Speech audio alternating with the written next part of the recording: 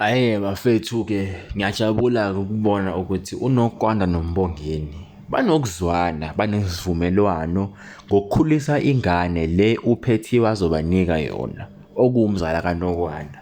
UNokwanda akasezoyehlisa umoya ngoba phela ubesho ukuthi ubezizw'esaba, ubengaphathekile kahle ecabanga ukuthi uMbongeni uzomshiya. Uyabona ubezatshela ukuthi uMbongeni akahambe ayothatha umfazi omunye wesibili okuzoba uPhethiwe ngoba yena akakhoni yena ukuhlala la ngoba ubuya athi uyakusola ukuthi uMbongeni uzomshiya uNokwanda, kanti akunjalo. uMbongeni usamthanda uNokwanda, usafuna ukuba nengane naye. Kwelinye-ke bafethu, uBanele uyaxolisa kumama wakhe ngakho konke akwenzile, kodwa umama wakhe-ke ubenesicelo sokuthi uBanele ayobatshela ukuthi ayovalelisa futhi ayobatshela ame nabonjinji acele ukuthi uSanele abuye ekhaya, asho ukuthi uyavalelisa njengoBanele, yabo. Abatshele bona nje, angazi batshela umndeni yini noma batshela abaphansi ukuthi yena uyavalelisa njengoBanele uyoba uSanele. uNtanzi kusaxakekile-ke, uxakekile uNtanzi ngalokho okwenzakalile ukuthi uZama ufikile wazomvimba wamtshela ukuthi angambulali uSanele, uyacela angambulali uBanele ngoba usawubaba wengane yakhe. Ngaleyo mduduzi-ke nkosi yami, umfowabo uyahamba ayomcheck-a ukuthi u-right yini, ulalile yini kahle ngoba phela uSanele abasamfuni ngemva kokuthi uSanele uwale uZama, umshilo uZama wamtshela ukuthi into yabo ayisasebenzi, akasafuni ukuba naye, yabona. Yebo uzoba ubaba wengane kodwa ukuthi baqhubeke bathandane njengoba nje bekumele bathandane beshade futhi lokho kungenzekanga.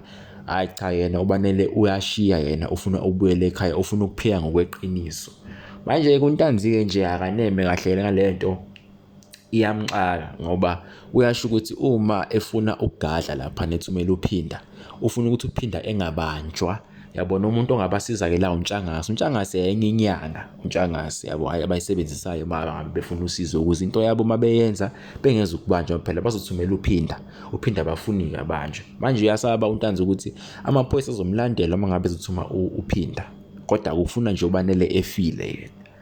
So uMbongeni-ke ukhuluma nabaphansi abonjinji, yabona, ukhuluma nabaphansi, wamukela ingane le uPhethiwe azobazalela yona, abanike yona, babe ubaba nomama laphana benoNokwanda. So naye-ke uNokwanda ukhulumile nabaphansi, utholile ithuba lokukhuluma nabaphansi, ucelile kwizingane zakhe, ngingazi ukuthi ziphi ingane kodwa ucelile kwizingane zakhe ukuthi bavikele le ngane ezayo lena le kuPhethiwe, ethwele uPhethiwe, bayivikele.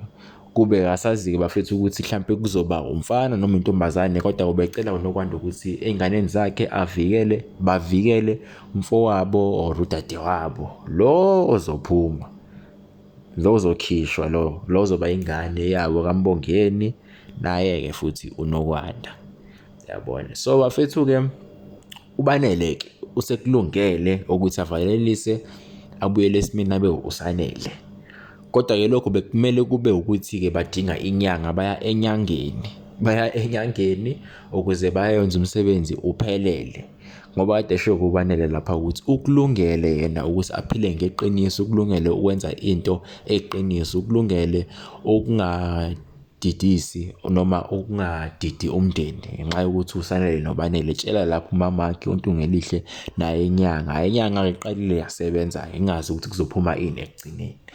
So kuyaqhubeka bafethu, uNokwanda uyamamatheka lapha, akasakwazi ukuyeka umamatheka ngenxa yokuthi ingane iyeza, nanokuthi-ke banesivumelwano banoMbongeni ngoba phela ngithi uNokwanda ubemunca ey'nsukwini ey'dlule, singazi ukuthi kwenzakalani ngaye, kodwa nje kuyavela manje ukuthi cha, ujabulile yena ukuthi bakhulumele nabaphansi futhi ingane kuzoba ngeyakhe noMbongeni, yabo. Bese ey'buza-ke laphana uPhethiwe ukuthi umamathekelani, yabona, elokhu efuna uchokolate kuNokwanda.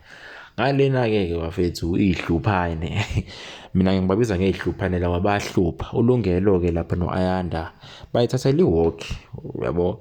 So manje uLungelo uyasaba ukuthi ngoba uBanele akasekho noZama usebuyile laphana-ke manje kaMagwaza kubo, uyasaba ukuthi kuzokwenzakalani phakathi kwakhe no-Ayanda ngoba phela uyafuna yena ukuba no-Ayanda, kodwa manje uyesaba ngoba phela ngithi udadewabo uLungelo uMbali ubethandana naye uBanele. Manje uyazibuza ukuthi ngoba phela uBanele usevele washiya uZama ngoba indaba nje idumile, kwenzakalani-ke lapha ngoba phela uBanele usebuyile kaMagwaza, kwenzakalani-ke ngayo Ayanda nayo Lungelo. Ayanda yamtshela uLungelo ukuthi cha, ayikho into ezokwenzeka, sizoqhubeka nje sithandane.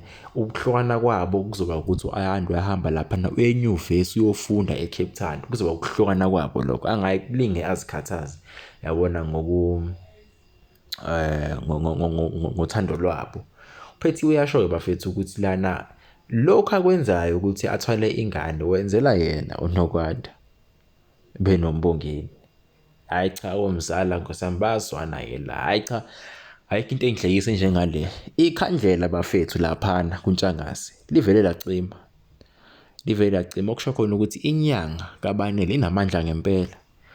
Naba-ke bade befuna ukugcoba uPhinda ukuthi uPhinda ukubulala kwakhe uBanele kuhambe kahle angabanjwa yabona, kungabi namaphutha azokhomba uNtanzi noMduduzi ukuthi yibo akade behlelile ukuthi babulale uBanele. uNtanzi-ke banoMduduzi bebenenkinga Nkosiyami, bethi Ntshangase leli khandlela leli kumele ulilayithe futhi ngoba phela ngeke kuvele kucima ikhandlela nje kuvele licime ngoba phela ikhandlela licimile. Okusho khona ukuthi naye uBanele wenza lokho abakwenzayo yabo, ula khona shuthi nayo nabaphansi yabo, wenza lokho abakwenzayo bona oNtanzi. Manje oNtanzi bamangela ukuthi hayibo kwavele kwacima ikhandlela ngoba kwenze njani yabona.